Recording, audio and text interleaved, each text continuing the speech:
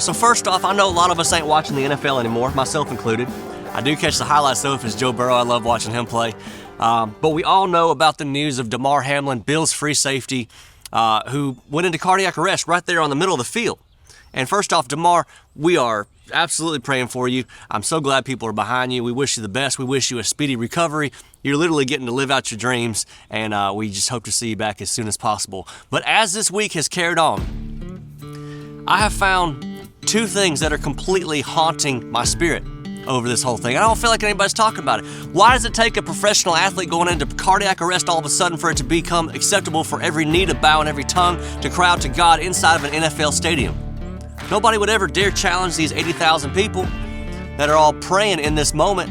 And it's all across the board in entertainment. I got a buddy who has reached the pinnacle of country music. He is a member of the Grand Ole Opry. Not gonna mention his name, but he has been told by his agent, stop talking about God inside concerts. Ain't nobody wanna hear about it. We're trying to reach a younger audience anyway. This is just lunacy. There are professional athletes I know who have been told the same exact thing. Actors in Hollywood. Matter of fact, the only difference between Hollywood and Nashville are the pimps. The principle is exactly the same.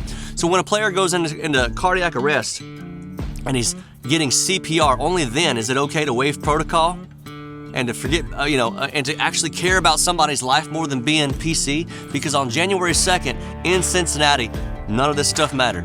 It was just completely natural. Nobody even thought about it. For those who are around me a lot, y'all know if we're in public and you're going through something, we're just gonna pray. That's just how I am. If you're calling me up on the phone and you're going through something, we're just gonna pray. If I'm with my wife and I'm with my kids inside of a restaurant before we sit down to eat, we're gonna give thanks, we're gonna pray. That's just us. Because I've never cared about protocol or you're supposed to do this, you're supposed to do that when you're in private versus when you're in public. That's just us, and I'm gonna continue always doing that because it's who we are and it's what we stand for. Besides, I'm not the kind of guy you ever wanna walk up and say something to anyway, because it's not gonna go well. I got something else I wanna say about this, and again, zero. I wanna make this very, very clear. Zero of this is aimed at throwing any kind of shade whatsoever at Damar Hamlin himself. I would never ever do that. But here's my question. Why has it become socially acceptable to mourn a serious injury for an NFL athlete, but not a member for our troops? Not a member of our troops. Because it's completely fine for players of a team and ESPN and the fans to all hold up a player's number before a game and for everyone to just stop the whole world and to create 1,000 different hashtags for support for an athlete, but not a fallen or injured soldier. The sad bottom line is one is out there part of a team selling tickets for entertainment. Then you got a Marine, Army, Navy, Coast Guard, Air Force. They're part of a team too. Only they're not providing entertainment, they're providing freedom. Now there's nothing wrong at all with providing entertainment. That's not what I'm saying. We all grew up wanting to do what Damar is doing, but we could not go to these games and watch them whatsoever if those protecting our freedom all went down.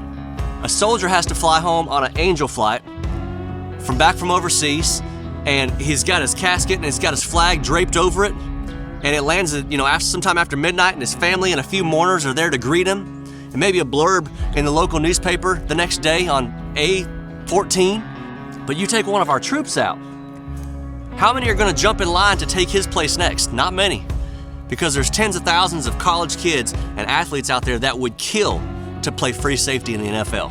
Now, I think the good takeaway is we saw that there is still goodness in Americans who are going to stop everything, who are going to pray.